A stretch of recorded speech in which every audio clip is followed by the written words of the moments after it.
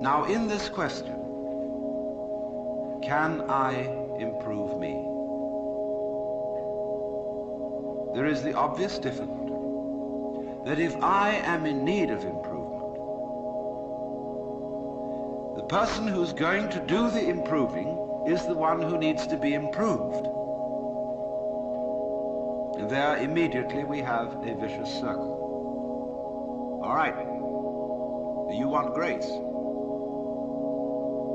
Well, ask God, maybe he'll give it to you. And the theologian will tell you, yes, God gives his grace freely. He gives it to all because he loves all. It's here like the air. All you have to do is receive it. How can I improve myself? Was the first problem. The second problem is, how can I accept grace? They're both the same problem. Because you've got to make a move which will put yourself out of your own control into the control of a better. You see, you've got a lower self, which you can call your ego. That's that little scoundrelous fellow that's always out for me. But behind the ego, there is the Atman, the inner self, the inward light, as Quakers would call it, the real self, the spirit, which is substantially identical with God. You start by watching all your thoughts very carefully, watching your feelings, watching your emotions, so that you begin to build up a sense of separation between the watcher and what is watched. So that you are, as it were, no longer carried away by your own stream of consciousness.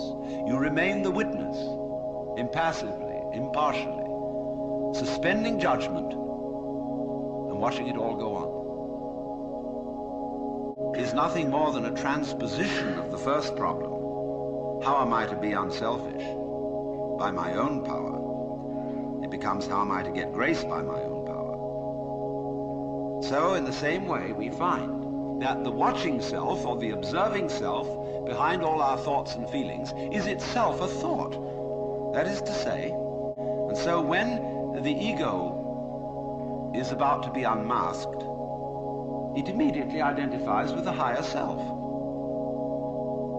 It goes up a level. Because the religious game is simply a refined and highbrow version of the ordinary game. How can I outwit me? How can I one-up me?